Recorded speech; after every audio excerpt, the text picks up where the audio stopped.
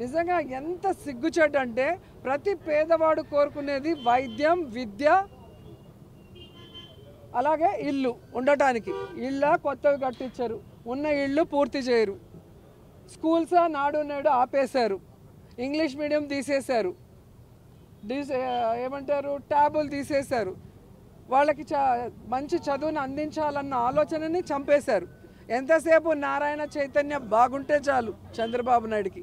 తర్వాత Vidya Deevena, Vasathi Deevena, fee reimbursement అన్నీ గాలికి వదిలేసి మీకెందుకురా చదువులు, పేదవాళ్ళు కూలీ చేసుకోవాలన్న విధంగా ఈరోజు ఎడ్యుకేషన్ మినిస్టరు లోకేష్ కానీ వాళ్ళ నాన్న మరి చంద్రబాబు నాయుడు ప్రవర్తిస్తుంటే, నా ఓజీకి 1000 రూపాయలు పెంచితే చాలు టికెట్, మీరు ఎక్కడ చచ్చినా నాకు అనవసరం అని చెప్పి ఈరోజు పవన్ కళ్యాణ్ గారు ఏ విధంగా ప్రమోషన్స్లో బిజీగా ఉన్నారో మీరు చూశారు. ఒక రైతు సూసైడ్ చేసుకుంటుంటే, ఒక రైతు ఈరోజు తనకు మద్దతు ధర రాలేదు అని ఏడుస్తుంటే, వాడి మద్దతు ధర కోసం పోరాడాల్సిన పవన్ కళ్యాణ్ గారు ఈరోజు దాన్ని పక్కన పెట్టి కేవలం హరహర వీరమల్లుడు రేట్లు పెంచుకోవడానికి, ఓజీ రేట్లు పెంచుకోవడానికి, ఈరోజు షూటింగ్లు చేసుకోవడానికి ఏ విధంగా ప్రజా ధనాన్ని దుర్వినియోగం చేస్తూ, ప్రజలు ఇచ్చిన ఆ ప్రోటోకాల్ని దుర్వినియోగం చేస్తూ ఈరోజు తను ఎంజాయ్ చేస్తున్నాడు లైఫ్, ప్రజల్ని గాలికి వదిలేసి అనేది మీ అందరికీ తెలియజేస్తున్నా. ఎందుకంటే కూటమి ప్రభుత్వంలో ఎప్పుడైనా అధికారంలో ముఖ్యమంత్రిగా ఉన్న వ్యక్తి తప్పు చేస్తే ఆ కూటమిలో ఉన్న మరొక పార్టీకి సంబంధించిన డిప్యూటీ సీఎం అనేవాడు నిలదీసి ఆ తప్పుల్ని సరిచేయాలి. కానీ ఇక్కడ ఆయన చంద్రబాబు నాయుడు కాదు, లోకేష్ కాదు, దేవాన్స్ అయినా పర్లేదు, నా ప్యాకేజీ నాకు ఇస్తే చాలు, నా సినిమాలకి టికెట్ పెంచితే చాలు అన్నట్టుగా ఉన్నాడు తప్ప, ఈరోజు ఎక్కడైనా ఒక ఆడపిల్ల చనిపోతే పట్టించుకోడు, పిఠాపురంలో చచ్చిపోతే రేపు చేసే పట్టించుకోరు.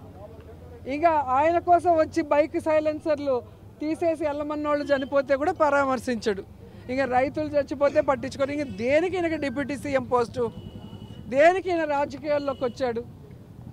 మళ్ళీ ఆయన మాట్లాడుతూ నేను షూటింగ్లు చేసుకుంటా, రాజకీయాలు చేస్తా. ఎవరు అడిగారయ్యా నిన్ను షూటింగ్లు చేయొద్దని? నువ్వు చెప్పావు. నేను పార్టీ పెట్టేది ప్రజల కోసం, నేను సినిమాలు చేయను, పూర్తి టైం ప్రజలకి కేటాయిస్తానని చెప్పిన పెద్ద మనిషి నువ్వు.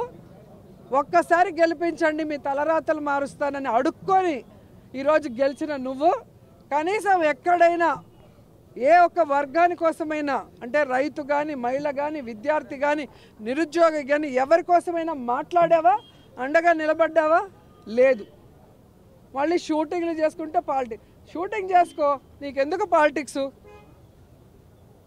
పాలిటిక్స్లో ప్రజల జీవితాలతో చెలగాట మాడితే ప్రజలు బుద్ధి చెప్తారు. అది తెలుసుకొని ఇప్పటికైనా మేనిఫెస్టో మీరు చెప్పింది మీరు సంతకం చేశారు. ఇదే ఫారిన్ కంట్రీస్లో కనుక చంద్రబాబు నాయుడు, పవన్ కళ్యాణ్ సంతకం చేసినట్టు సంతకం చేసి బాండ్స్ కానీ మేనిఫెస్టోలు కానీ ఇచ్చి ఆ తర్వాత చేయకపోతే అరెస్ట్ చేసి లోపల పెడతారు చీటింగ్ కేసు కింద, మోసం చేసిన దాని కింద. ఇక్కడ కాబట్టి వీళ్ళు ఇష్టానికి ఆడిందే ఆట, పాడిందే పాటగా వీళ్ళు ముందుకెళ్తున్నారు. ఇప్పటికైనా మోడీ గారు ఈ రాష్ట్రంలో జరుగుతున్న దాన్ని గమనించి వీళ్ళు చేస్తున్న తప్పులకి ఫుల్ స్టాప్ పెట్టాలని కూడా కోరుకుంటున్నా.